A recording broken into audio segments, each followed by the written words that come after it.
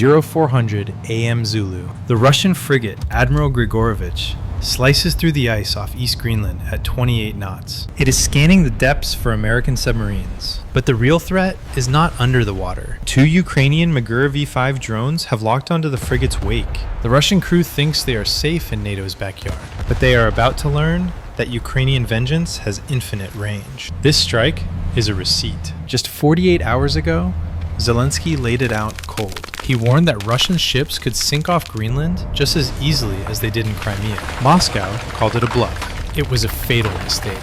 While the Kremlin was laughing, Ukrainian special operations were already in motion. They converted 2 innocent-looking aid containers floating nearby into lethal launch bays. On the tactical map, the Grigorovich is sweeping its radar for NATO destroyers. The system is completely blind to the 2 Magura V5s slipping out of their shells just miles away. 0405 Zulu. The 2 Magura V5s cut through the black, slushy water like knives. They move in a classic hunter-killer formation. They are spaced exactly 2 nautical miles apart for a specific reason. Magura 1 acts as the loudmouth decoy in front, designed to draw radar waves. Meanwhile, Magura 2 is the silent assassin, trailing in the blind spot. In Lviv, the operator receives final confirmation from NATO intelligence. The Admiral Grigorovich is 18 miles out, but the Arctic immediately throws a curveball. Out of the freezing mist, an 80-foot iceberg looms up like a white tombstone directly in the path. The onboard AI hesitates, forcing the operator to instantly override and grab manual control. It takes 8 seconds of white-knuckle flying to crank a hard 15-degree turn. The boat misses the ice wall by inches before wrestling back onto the attack vector. Then, the physics get ugly. The minus 15-degree fog is so thick and electrically charged, it chokes the Starlink connection. The screens go black for a terrifying 20-second blackout. The mission hangs by a thread until the backup kicks in. High above the cloud deck at 25,000 feet, a TB2 Bayraktar catches the weak UHF pulse and bridges the gap. The link stabilizes just as the real trouble starts. On the bridge of the Grigorovich, the game of hide-and-seek ends.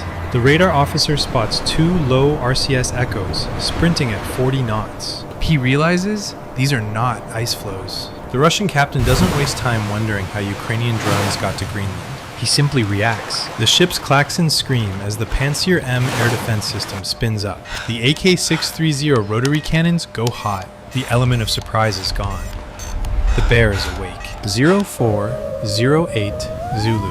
The Admiral Grigorovich decides to stop playing nice. The Pantsir M fire control radar achieves a hard lock on the lead drone at 14 nautical miles.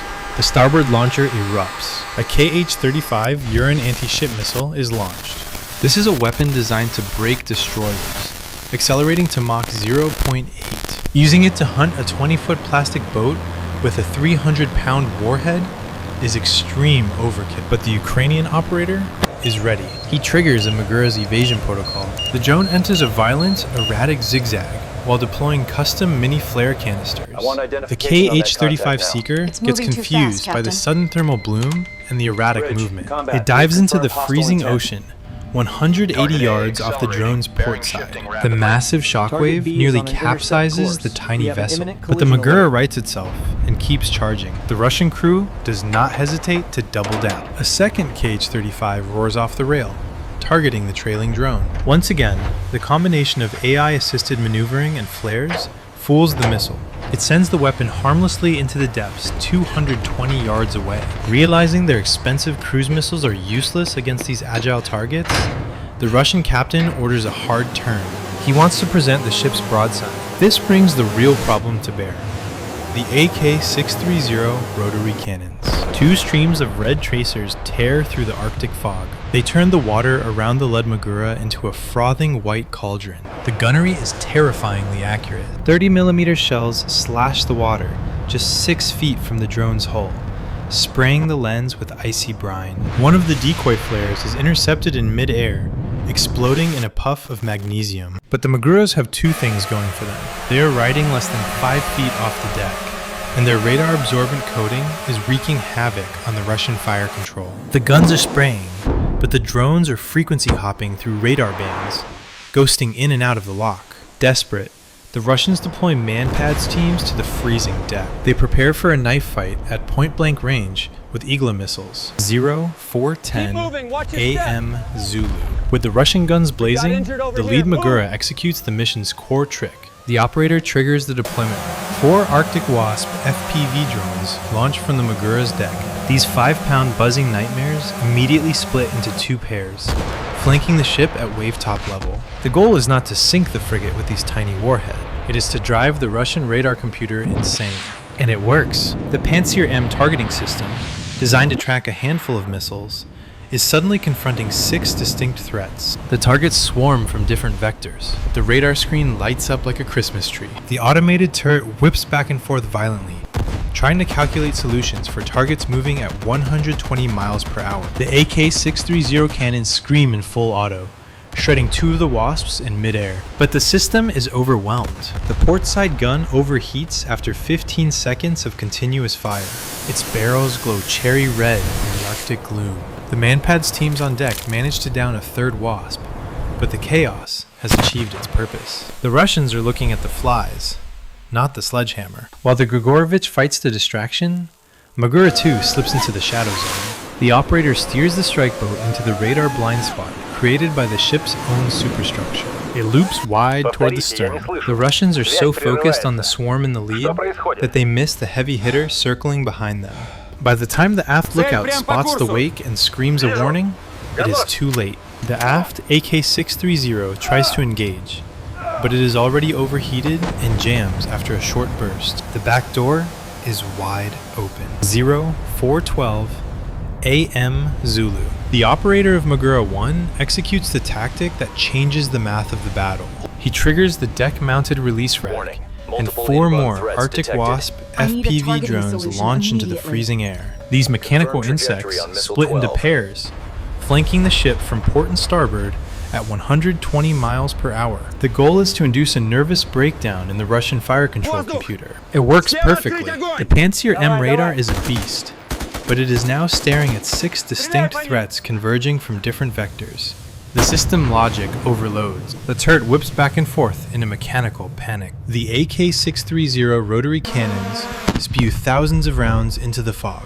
They manage to shred 2 more Wasps, but the sustained fire melts the barrels. The portside gun jams solid with a metallic crunch. Russian sailors rush to the rail with Igla man-pads to join the fight, but they are looking up at the sky, distracted by the buzzing flies. This buys Magura 2 exactly enough time to slip into the shadow zone. But just as the operator prepares the next move, the Arctic strikes back. The electrically charged fog thickens, severing the Starlink connection. The screens in the Lviv command center go black. For 35 agonizing seconds, the mission is flying blind. The operator's heart hammers against his ribs as he frantically switches to the backup UHF relay. The signal bounces off the TB2 Bayraktar, orbiting at 25,000 feet. The video feed snaps back to life with a grainy image. "Link restored," he shouts. He has an 8-second critical window before the Russians reacquire the target. On the bridge, the Russian captain finally realizes the trap. "We are contact! Hard to port! Full rudder!" he screams. The frigate lists violently as it begins a desperate turn, but physics is on Ukraine's side. Magura 2 is already at 1.2 nautical miles and launches its ace in the hole, a fiber optic FPV drone. This is the nightmare for modern electronic warfare. It trails a thin spool of glass wire, making it physically immune to all radio jamming. The drone ignores the Grigorovich's frantic electronic screams. It dives straight for the waterline. Through the camera feed, the operator sees the absolute chaos on the aft deck.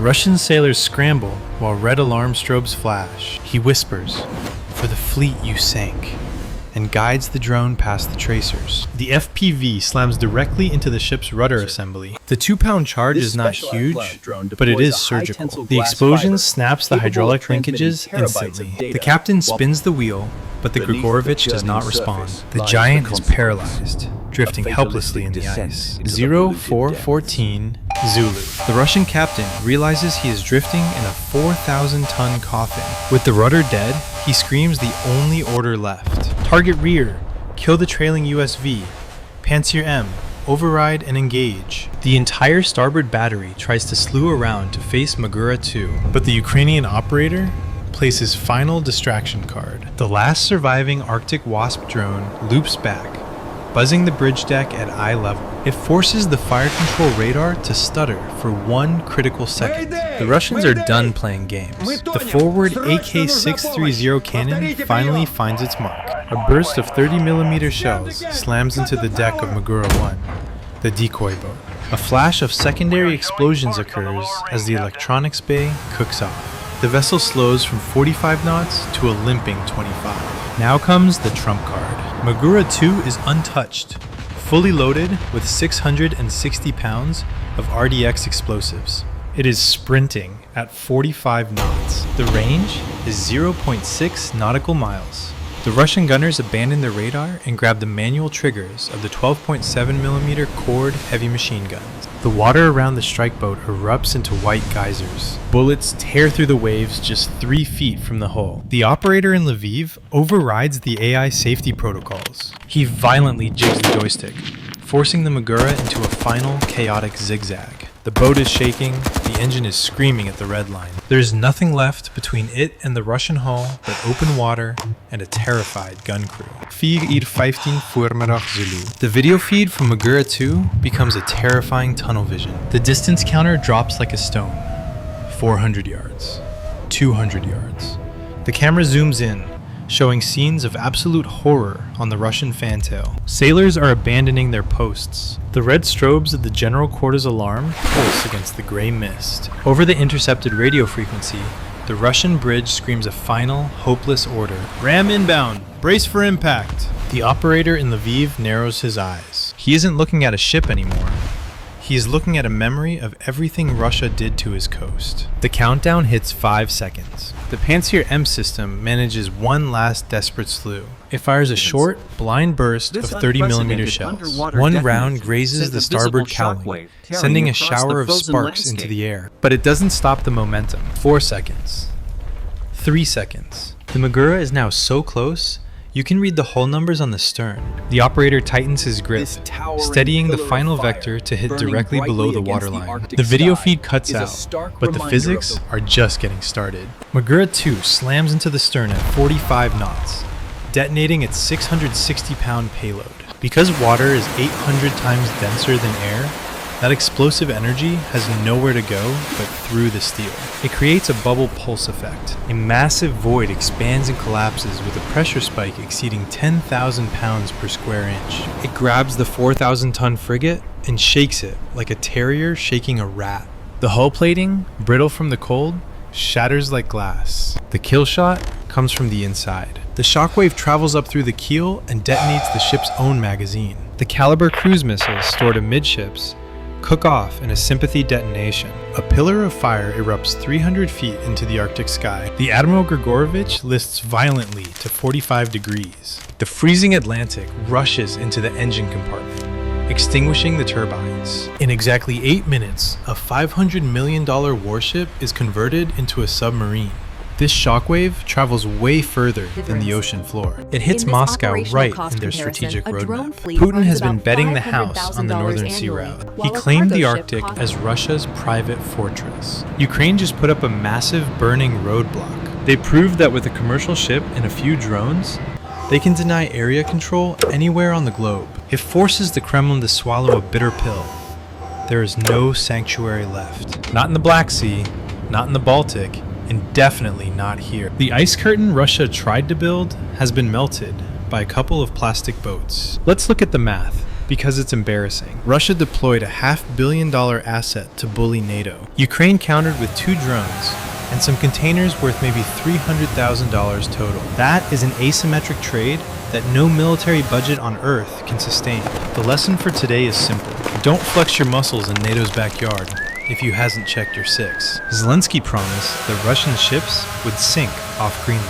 Today, he cashed that check. I have a question for the armchair admirals in the comments. We just saw a modern Q-ship tactic. Civilian containers hiding military killers. If you were a NATO commander, How do you even police that? Do we start inspecting every single cargo ship in the Atlantic? Or is the era of the heavy surface warship officially dead? Let me hear your battle plans below. If you want to see more ways innovation is wrecking the Russian war machine, smash that subscribe button. Bye for now.